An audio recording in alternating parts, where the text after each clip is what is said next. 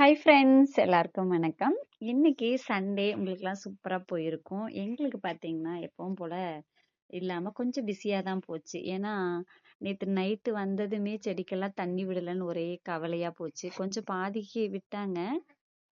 நான் காலையில தான் கொஞ்சம் ஒரு சைடு நான் விடலான்னு சொல்லி தண்ணி விட்டுட்டு இருந்தேன். நம்ம வீட்டுக்கு முன்னால கொஞ்சம் மரவள்ளிக்கிழங்கு நட்டுருக்கோம். அதுக்கெல்லாம் தண்ணி விட்டோம். அதுக்கப்புறமா ஒரு விஷயம் இந்த வீடியோல நான் சொல்லணும்னு நினைச்சேன். இந்த கொய்யா மரம் பார்த்தீங்கன்னா, ஃபர்ஸ்ட் நட்டு 3 மாசத்துலயே காயாயிருச்சு. அந்த வீடியோ கூட நான் போட்டிருக்கேன்.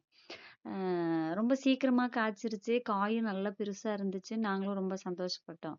ஆனா இப்ப பார்த்தீங்கன்னா, அது காய் ரொம்ப சிறுத்துருச்சு. அதுக்கு காரணம் என்னன்னா, ரொம்ப சீக்கிரத்திலே காய்க்கிற காய் அந்த செடிக்கு ஆரோக்கியம் குறைவா இருக்குமாமா. அப்புறமா காயெல்லாம் சிறுத்துரும் அப்படின்னு சொல்லி, நான் இந்த செடிகள் வாங்கின ஃபார்ம்லயே என்கிட்ட சொன்னாங்க. அது 100% உண்மைதான்.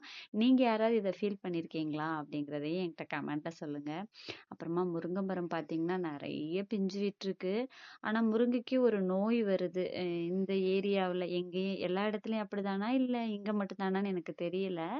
அ ஆனா தூத்துக்குடியில இருந்து இங்க நாங்க கொண்டு வந்து தான் இந்த முருங்கை மரத்த நட்டு, நல்லா காய்ச்சிருக்கு. ஆனா அந்த காய் அவ்வளவும் பெருசாச்சுன்னா, ரியலி சூப்பரா இருக்கும். நம்ம பலாமரமும் கூட கொஞ்சம் நல்லா இருக்கு. ஆனா இன்னுமே கொஞ்சம் ஆரோக்கியமா வரணும். அப்புறம் பார்த்தீங்கன்னா, அம்மா கொஞ்சம் லீவ்ல அங்க இருந்தபோது, இஞ்சி கொண்டு வந்து அப்படியே இங்கே நடுற மாரி ஹில்ஸ்ல இஞ்சி விவசாயம் பண்ற மாரியே அங்கேயும் நட்டு விட்டாங்க. அதுவும் சூப்பராவே வந்திருக்குங்க. அப்புறம் எல்லாத்த விட ரொம்ப சூப்பரான ஒரு விஷயம் என்னன்னா, நம்ம மாங்காய் பூத்துருச்சு. இத எப்படி சொல்றதுன்னே எனக்கு தெரியல. அவ்வளோ சந்தோஷம்.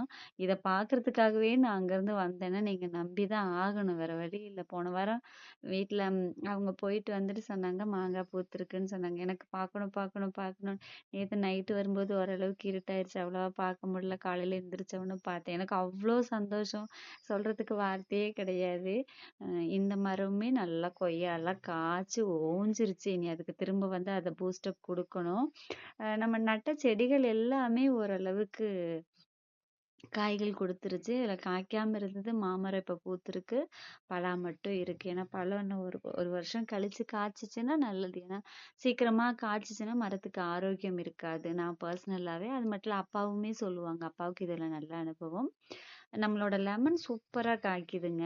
ஆனா அதுலயுமே அந்த ஒரு பூச்சி இலையெல்லாம் கடிச்சு அப்புறம் பூவையும் ஒழுங்கா இது பண்ண விடுறதில்ல. அதுக்கும் நெக்ஸ்ட் டைம் தான் ஏதாவது மருந்து வாங்கிட்டு போய் அடிக்கணும். ஆல்ரெடி நான் அடிச்ச மருந்து நல்லா தான் பவர்ஃபுல்லா இருந்துச்சு. இந்த இலையெல்லாம் திங்காம நல்லா இருந்தது. இந்த முறையும் அத ட்ரை பண்ணணும். 2, 3 பேர் பறிக்கிறதுக்கு ரெடியா இருக்காங்க. இது காய் எப்படி சொல்ல நல்ல ஜூஸியா நல்லா இருக்கும். பெரிய காய். நம்ம கை வச்சோம்னா கைக்கு அடங்குற மாதிரி இருக்குது. இது 2 இன்னைக்கு புடுங்கிற வேண்டியதுதான். செடிகள் வீட்டை சுத்தி செடிகள் இருக்கிறது அப்படிங்கிறது ரொம்ப ஒரு நல்ல விஷயம். நம்மளே ஒரு மாதிரி டென்ஷனா இருந்தா கூட அது கூட போய் அப்படியே கொஞ்சம் பார்த்து அது என்ன காய்ச்சிருக்கா, பூத்திருக்கா, செடி வாடி இருக்கா, நல்லா இருக்கா, அதுக்கு தண்ணி விட்டு அப்படியே வந்தோம்னா நம்ம மைண்ட் அப்படியே மாறிடும். யாரெல்லாம் இந்த மாதிரி பிடிக்கும், இந்த மாதிரி ஃபீல் பண்ணியிருக்கீங்க அப்படிங்கிறதையும் கமெண்ட்ல சொல்லுங்க. மரவள்ளி கிழங்கு நல்ல ஹைட்டா இருக்கு. பார்க்கலாம் இந்த முறையாவது கிழங்கு ஒழுங்கா பிடிக்குதான்னு.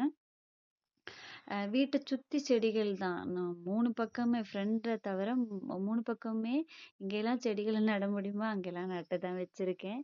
அ அதே மாதிரி இந்த மாதுள தண்ணி ஒரு ஒரு வாரமா தண்ணி இல்லாதனாலயான்னு தெரியல. இலையெல்லாம் வாடி போயிட்டு, இலையெல்லாம் கொட்டிட்டு எனக்கு அது பார்த்தோனே எனக்கு ரொம்ப மன வருத்தமா ஆயிருச்சு. அப்புறம் காலையில இப்ப நல்லா தண்ணி விட்டுட்டு இருக்காங்க. அ பார்ப்போம் எப்படின்ட்டு. அதுல மாதுளையிலயுமே நல்ல பெரிய காயா இருக்கு. ஒரு 2, 3 காயெல்லாம் பார்த்தீங்கன்னா பெருசாவே இருக்கு. 3 மாதுளை மரத்துலயுமே இலை கொட்டி இருக்கு. என்ன ரீசன்னு தெரியல. இப்ப இன்னைக்கு நல்லா தண்ணி விட்டுட்டு தான் வந்திருக்கோம். பாப்போம் எப்படி இருக்கு அப்படின்னு சொல்லிட்டு. ஏன்னா செடிகள்லாம் நம்ம பிள்ளைங்கள வளர்க்குற மாதிரி பார்த்து பார்த்து வளர்க்கும்போது அது ஏதாவது ஒண்ணுன்னா ஒரு மாதிரி சங்கடமா இருக்கு. என்ன சொல்றதுன்னு தெரியல. நான் பிள்ளைங்களுக்கு அப்புறமா நான் வீட்ல ஒரு பராமரிக்கிற விஷயம் அப்படின்னு சொன்னா இந்த செடிகள் எனக்கு ரொம்ப என்ன சொல்றது? எனக்கு ரொம்ப ரொம்ப பிடிக்கும். நான் இங்கேருந்து போனேன் அப்படின்னு சொன்னா, ஃபர்ஸ்ட்டு நான் வீடு திறந்து உள்ள போறேனோ இல்லையோ, நான் பண்ற முதல் வேலை வந்து, நான் செடிகள் எல்லாத்தையும் போய் எந்த நைட்டா இருந்தாலும் சரி, லைட்டு போட்டுட்டு அத சுத்தி ஒரு ரவுண்ட் போயிட்டு வந்து தான் என்னுடைய மத்த வேலை, சாப்பாட்டு வேலைக்கே நான் போவேன். அந்த வகையில வந்து நேத்து பண்ண முடியல. இன்னைக்கு ஒரு ரவுண்ட் எல்லாம் பார்த்தாச்சு. இவங்க புளி கொய்யாக்கா மலை ஏரியால மட்டுமே நல்லா காய்க்கும். காய்க்கக்கூடிய செடி நம்மளுடைய பழைய அப்பா வீட்ல எடுத்த வீடியோஸ் எல்லாம் பார்த்திருந்தா உங்களுக்கு தெரிஞ்சிருக்கும்.